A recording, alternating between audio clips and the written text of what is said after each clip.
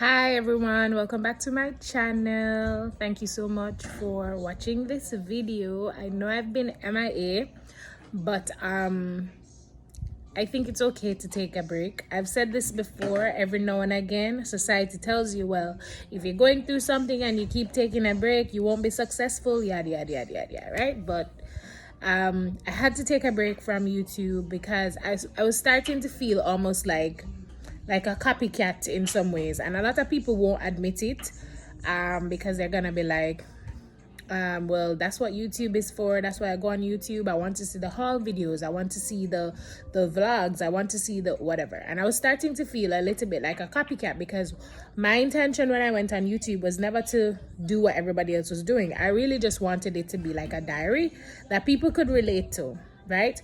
So here I am. My hair is, I'm not gonna say a mess because I put some products in it yesterday, and it's dried now, and it's safe to say that it's hard to comb out, and that's fine. I'm like, you know what, I'm gonna put a bandana around it, do some baby hair, and that's about it for now.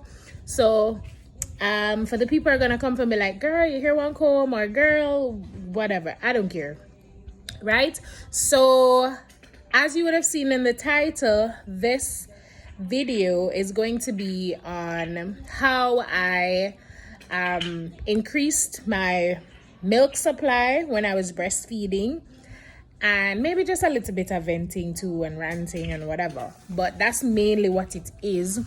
So a lot of people have been getting pregnant, you know, coming in. A lot of people who were having issues before getting pregnant have gotten their dream of, you know, being pregnant and having a baby. And I'm so happy for you people who, you know, who have, you know, the struggle, you know, whether you know the struggle or not. But for those who know the struggle of, you know, wanting a baby and not being able to get pregnant and then finally getting your blessing, for those of you who don't know the struggle but you also got your blessing, that's perfectly fine too, you know, still a blessing nonetheless, right? Doesn't take away from anything, whether you have a rainbow baby or just a baby, right? But like I said, a few people I know have given birth this year, and I just wanted to talk about the whole milk supply thing. So a lot of people, there's a lot of contradiction. Before I got pregnant, people, there were some persons, or I know about this anyway, who were like, you're supposed to breastfeed and whatever. When I was growing up, I breastfed, and I breastfed this other person's. I was watching, what's her name, Julie Mango's skit too and whatever. And in the skit she was saying, oh, well, I breastfed my baby and I also breastfed my sister's baby at the time, yada yada yada, right? So there are a lot of old-fashioned, and I'm not saying old-fashioned is bad, I'm just saying there are a lot of old-fashioned ways of thinking. And back then, when persons were getting pregnant, they didn't have a lot of options either, and they were feeding baby all sorts of stuff too, contrary to what they want to say, like, oh, it was only breast milk or whatever. And right, also the food that they were eating probably contributed to them having a high milk supply as well, or heavy milk supply. So I mean, things and times have changed, right? And like I said, I'm not bashing old-fashioned, but when you go to a hospital, nobody wants you, you know, you don't want to know that you just had a baby, and you know, you somehow your nurse and doctors and everybody around you makes you feel inferior for not being able to have a milk supply. When I was in the hospital, and I was in the hospital before giving birth, right, a few times, there was a particular nurse there who would, I mean, all the other nurses were kind of like, you know, are you gonna breastfeed, whatever? But there was one particular one who was like, you should breastfeed. We can tell the difference between a breastfed baby and, you know, a breastfed baby looks better and whatever, and they tend to not get sick, and they tend to be smarter and whatever, right? And I was like, I didn't fully understand what she was talking about, because for me, I read a lot about breastfeeding and all of that, and I wanted to breastfeed, but I've known persons as well in the past who had trouble breastfeeding after giving birth because the milk supply was low, whatever it is. And then I've also encountered persons presently as well with that issue, right? And so I was like, you know what? I was saying to Quincy, you know what? I want to share what I did, right? And that was from a long time when I was breastfeeding. Those were my intentions for YouTube videos. I wanted to share my journey, but also tell persons what I had to do, the struggles of whatever it is, right? Yeah, that's what this video is about. Like I said, there's no shame in feeling like, oh, your breast supply is low or whatever it is, and then people telling you, oh, you shouldn't be doing this, you should be doing it this way and not that way, and all sorts of things, and you know, whatever. So this is what I did for myself. No, this is what I did. This isn't me telling you this is what will work for you either, but this is just me saying this is what I had to do, right? Now, when I started breastfeeding, it wasn't a struggle. Of course, when the baby came and I had to put into my breast, I didn't know what to do, right? I read a lot of things on Google. I also watched a lot of YouTube videos, and the only thing I knew for sure is that I wasn't supposed to put him on just the nipple itself, right? I was to put him over the whole, was it areola they call it, right? And of course, when he came, I had him in my hand. I just gave birth. I just had my surgery and whatever to have him taken out or whatever, and I had him, and the nurse was the same nurse that kept insisting that you better breastfeed, you need to breastfeed, there's no such thing as a mother having low milk supply, whatever, they're just lazy. Yes, she said that they're just lazy to put the baby to the breast, they're just not doing it right, they don't want to listen, whatever. So anyway, I had that same nurse the night she came in on her shift. So of course I was trying, and she was like, are you going to listen to what I'm saying or whatever? So I'm like, I'm listening to you, but whatever you're telling me, I'm trying to do it as well at the same time. That's how I learn. Some people, they are good with theory. They read something, they get it. Some people, like myself, I have to do something in order to get it, right? So she's telling me, oh, you need to hold the baby like this, and you need to put the baby this, that. So I'm trying to do everything she's saying at the same time. She's getting mad that I'm doing it while she's telling me. So she's like, you're not listening to me. Should I just leave you alone, let you do whatever you want to do? And I'm like, nurse, I'm listening to you. I'm just also trying to do what you said.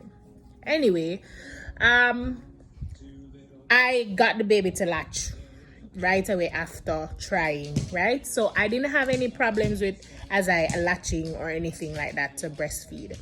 I had issues though with him, like sometimes just holding on to the nipple alone, so I would have pain and whatever, right? So you don't always get it right. That's fine. Whether you're a first-time mother, second-time mother, third-time mother, I don't think there's any such thing as a professional mother, right? Where you get it right, because babies are different and the times of pregnancies are different, all of that, right? So anyway, I didn't have a problem with him latching. He was sucking.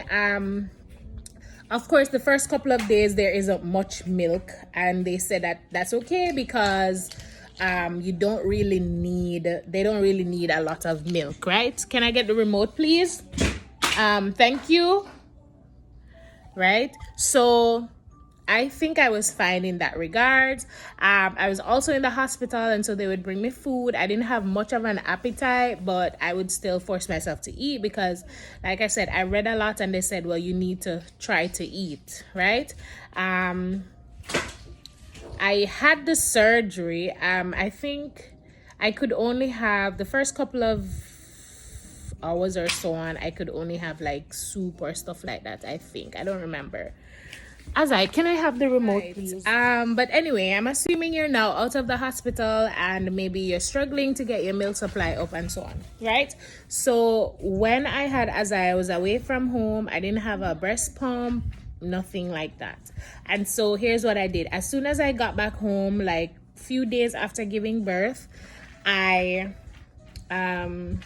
Googled, how to get my milk supply up and all of that, right? And no, I wasn't really struggling to get milk, but because I was so tired, and I tell people all the time, like I read about nipple confusion, and they'll tell you, oh, don't give the baby any bottles, just stick to breast alone, don't give them any bottle, because if you give them a bottle, then they're gonna be confused and they won't want the breast, and so on. And there is some truth to it. For me, I didn't have that issue with Azai. No, I was almost to the point of desperation when I decided that I was gonna get a bottle, right? Because I was so tired, right? And they'll tell you, oh, you're just lazy, whatever. I was extremely tired, right? I was in labor for a while, and then can you imagine being in labor for hours and then only to find out, oh well, they're gonna just cut you and whatever, right? And then they give you, they shoot you up with drugs and whatever. But anyway, when I came back home, I was extremely tired. And to get up so often in the nighttime, it was rough. And so Kwesi and I decided, he would do night feedings or whatever. So what I did, and like I said, based on reading. So, one, I pumped a lot for the first couple of days after I came home from the hospital. I pumped a whole lot, right? There were times when I was pumping, I would get frustrated because no milk would come, or it'd be like a few drops of milk, but it wouldn't even go in the bottle. It's just a few drops of milk running down the thing. And I would be so frustrated, but I kept pumping because that's what I read. And eventually milk would come, and he was getting like 1 ounce, 2 ounce of milk every time he woke up, and that was enough for him at that stage. And then I realized the more I pumped, the hungrier I would get. So then my appetite started to open up, and I was starting to feel, of course, you're more tired now because you pump and all the extraness. And I would pump right after feeding him from the breast. So I would breastfeed him and then go straight into pumping, right? And what they do, they say this kind of tricks your body into thinking the baby's feeding more often, right? And so that's what I did. So I would pump right after feeding him. Even when he was sleeping, sometimes I would force myself to literally go take up the pump. I would just turn something on the TV that interested me, and I would just sit there and just pump each breast for like 20 minutes, right? And that kind of had the milk come down. Also, oats. Now with the oats, it was easier to have. That's one thing. It was quicker, right? Because they say sleep when baby's sleeping, and I had a problem sleeping when baby was sleeping. I was tired, but at the same time, I wanted to do everything. Even though I had a cut, I was like, I need to clean up. I need to cook something for when Kwesi comes home from work. All of that. I was trying to play Superwoman, doing all the extraness of what I didn't even have to always do. Because like the cooking and so on, Kwesi mostly does the cooking and all that. But I was like, single women do this, so I can do it too and whatever. I don't know what I was trying to prove. But anyway, don't try to prove anything to anybody, right? Rest. So in between, as soon as he fell asleep, I was like, okay, I'm gonna go have something to eat, whatever. But oats was the quickest thing. So I would either blend the oats. So I would blend it with peanut butter and almond milk and drink that, right? And some water. I also drank a lot of water.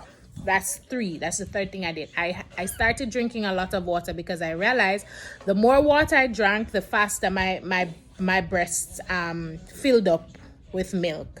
So I could be here and I'm like, oh, I'm fine, whatever. But I'm like, oh, and as I wakes up, whatever. And as soon as I drink like a whole bottle of water, I would try to drink a bottle of water after feeding or before feeding him. And as soon as I drink that bottle of water, my breast would start leaking, right? At least a little bit and so on. I was like, okay, fine. So water did that. The other thing I did was almond milk. Like I told you, I did that in my smoothie. Almond milk or regular milk. I would have that by itself, or I would mix it with oats again and have that, right? And that would keep me full a little bit longer, and then also increase my milk supply, right? I wanted to make cookies and all of that because I see if you go on like Amazon or Walmart or those places that supply lactation cookies and stuff like that, if you look inside the ingredients, you'll find certain things that you might be able to find in your country or whatever. Mind you, I'm on a small island, And so of course to order certain things will certain charges will come in. So it's not just shipping stuff to my address, it's also shipping and clearing fees and all of that, right? And so I was looking at some lactation cookies and so on. I was like, okay, oats is one of the main things. There's also another herb inside of it that's a main ingredient. I think thistle something or what, milk? I don't remember. But anyway, milk worked for me. Whether it be almond milk or just regular milk, I had both, right? The other thing that really, really, really worked for me, coconut water. Coconut water was my go-to. As soon as I had a like just a few drops of coconut water, I could feel like my milk coming in. So what I would do is I would have coconut water right before pumping. Now, if you can get the natural ones, all the better. Here, the one that I got is filled with a lot of sugar and all of that. It's really, really sweet, but it still worked for me. But I mean, you don't want all of that sugar inside it to kind of make you feel, you know, groggy and whatever, like give you like a crash or whatever. But I would drink coconut water and then have regular water, or I would just drink the can of coconut water by itself, and then I would pump, and I realized that I would get a particular amount of milk when I had coconut water. So that really worked for me. Also massaging, just sit, even when you're sitting, of course, wear a breast pad or a nipple pad or whatever they call it, because you might soak yourself. Just simply feeling around, just massaging certain areas, because I realized too sometimes, well, with Azai, one of my breasts got seized up because he wasn't feeding as much from that breast, and so I would have a lot of problems with that one, like blockage. So I had to like massage it, put a warm rag on it and all of that. That's what worked for me as well. Sometimes when I was breastfeeding and I had a lot of pain, like if your boobs get swollen all the way up, like that's painful. What I had to do was put a warm rag over it and pump at the same time. So just move it around, because when your breast gets swollen and you don't pump or feed, because if the baby is sleeping and you hold it in, eventually your breasts are go hurt. It's gonna be super painful. Let me tell you, see this motherhood thing and this, it's a journey. You see, breastfeeding, some people who don't know just don't know. For the girls who know, yeah, you know. For the girls who get it. So it's very painful, especially if you're out and about and you're not able to feed or breast or pump at the same time. Let me tell you, man, it's so painful. It's a journey, but you all can do it, right? If it is, and like I said, this is what worked for me. If it is that you do all of these things and it still doesn't work, you use lactation cookies, let me tell you, it's a lot of sacrifice. Because for me, even in the middle of the night, I used to have to, as I was sleeping and I was so tired, I would get up like 2:00 in the morning sometimes and just come in the living room and just start pumping. I would just sit and just no TV on, no nothing, because you don't really want no noise or nothing like that for you. And I would just sit here in the living room right here where I am now, hook the pump up, and at the time I didn't have a double pump, I only had a single pump, and I would just sit and just pump, because sometimes I'd be laying in my bed and of course you just feel yourself in a puddle and you're like, why am I so wet? And then you realize your boobs are draining or leaking. I used to wear breast pads and sometimes they would leak right through them just the same, or they would shift or whatever, right? So give yourself time, you know. Azai, take your mouth off the wall. Give yourself time, right? Allow yourself. It's sacrifice and it rough, because like I said, there were times when I really wanted to sleep and I had to be like, I have to get up and pump, and just so at least if he wakes up, Quasi can at least just pop some milk in the warmer and do it. I never used to have enough milk to the point where I would freeze milk. I wouldn't do that, right? I usually, and I could have, right? It's not that I couldn't, I could have, but I would just pump, put it in the fridge. I was always afraid of the milk spoiling or whatever. I don't know, but I could have. So I would pump like a bottle, or like if I even pump, like say I pump 8 ounces, but he was only having 3 ounces, I'd be like, okay, good. He can get like 2 out of this and some, whatever, tomorrow. And then I'll be like, that particular bottle, he will have that. I never stored milk in the freezer or anything, and that was a choice, right? But I mean, I know I've seen a lot of people do it too, and that's fine, right? But yeah, don't let what people say stop you from doing what you're doing. Don't let them let you feel inferior or whatever, because let me tell you, I know everybody could have do what you do. Let me tell you, them talk about, oh, back then we have kids in a house, and them never have a choice, right? Them never have a choice, right? And it doesn't mean that they were tougher than we are now. It doesn't mean that, oh, we're more stubborn because we're not listening to them saying whatever, and you know, the whole works. You're fine. You can do it. Whether you give your baby formula because your milk supply is low or whatever, whether you do it because that's your choice. You don't want to breastfeed. There are women who don't breastfeed and don't want to breastfeed even if they have good milk supply. They choose to not breastfeed, and that's perfectly fine. That's their choice, right? To me, every mother, well, not every mother, but for a woman who really wanted to be a mother, or you know, I don't know how to explain it, but when you have a child and you want to give your child the very best, no matter what, you're gonna give them the best. Because if the milk supplies low, way I gonna make them starve? No, give them the formula, but also try different methods. Trying different methods as well can be expensive. Not a lot of people have the opportunity to say, oh, I'm gonna buy this and try this. Oh, that no work. Let me go try this again. No, you know the formula is filling, you know whatever. And no, it doesn't take away from your child. Have I had guilty times when I had to give as I formula? Even now, sometimes I'm like, oh, I should have still been breastfeeding, but it did tough. Let me tell you that even people who breastfeed still with babies with teeth in their mouth, let me tell you, I was so afraid of getting to that stage, and I'm so happy that I stopped before getting full 60 them when I'm out now, because I don't know what I would have done. Because when I'm brushing his teeth now or wiping his mouth or whatever, and let me tell you, it feel like my whole finger could have come off. So can you imagine, right? But big up to the ones who breastfeed, whatever it is that you're doing. Big up to the ones who formula feed, whatever it is. This is my advice to you of what I did.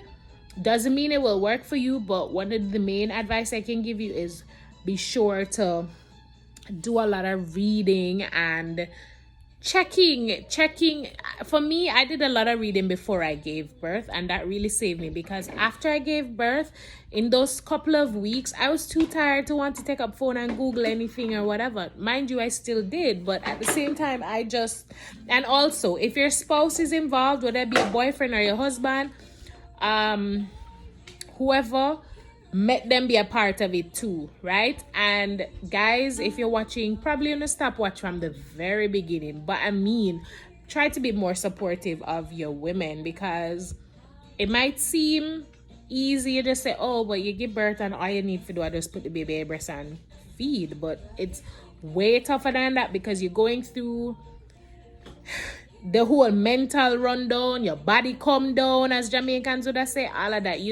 There's just a lot going on, So, I mean, love yourself, appreciate yourself, women. Like I said, whether you're breastfeeding or you're formula feeding or you're doing both, because I wanted to do both, but as I was allergic to the formula that I tried with him, which is the milk formulas, and so I had to give him soy. I tried him with soy every now and again and whatever, but at the same time, I mostly breastfed. So you can do both. Yes, there's such a thing as nipple confusion, but at the end of the day, it might not be so either, because I gave, like I said, Kwesi would give as I breast bottle in the nighttime while I slept, like 1 or 2 rounds, and then I would breastfeed him most of the time and he would be fine, so you never know. And there are a lot of women who give formulas at some point and also breastfeed at some point. So for the women who are months in, like I said, for me, as I was about 6-7 months, I had to try to restart my milk supply because he had slowed down and he was getting food and all of that and he had kind of stopped eating food. I don't know what had happened, and he needed to get milk. He needs to get food, and so I had to restart my milk supply, and from a dry breast to milk. So I had to do the same thing that I did throughout my pregnancy: oats, coconut water, lots of water, massaging, pumping. That was harder, but it was harder because now the milk was starting to dry up and all of that. But I did it, and then he eventually came back around to food and all of that. His appetite increased again, but he was still getting whatever nutrients he was to get. And yeah, I got a big strong baby, and he's been on formula since 7 months, like I said. When I was in Jamaica, he was about 5 going 6 months. I had started him on soy formula too, so he started before even the 7 months, but he was still getting breast. But I got a big strong baby, so do what works for you and your baby. Don't be fooled by society and the pressures of everything, because half of the stuff you see on social media, it's just what I'm doing now. It's just I filmed this section and then I move on to whatever else, the reality of it. So I mean, give yourself some credit.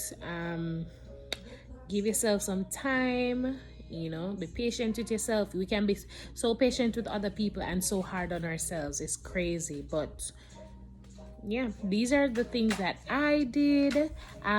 For any mothers who tried anything different or also did the same thing as I did, feel free to share, so that other new moms or other people who are struggling with getting their milk supply up and so on may be able to see it and also try those. And I mean, if you can give that advice, either just send a word of encouragement to anybody who might just be going through it as a new mom, a first time mom, a second time, whatever it is, a breastfeeding mother, or people who are just struggling to get pregnant, whatever it might be. Just send a word of encouragement if it is that you didn't have any issues with breastfeeding, or if you're not a mother as yet, so you don't know what it is, but you just want to send some support. Go ahead, leave a comment. And yeah, thank you so much for watching. I hope this video isn't too long.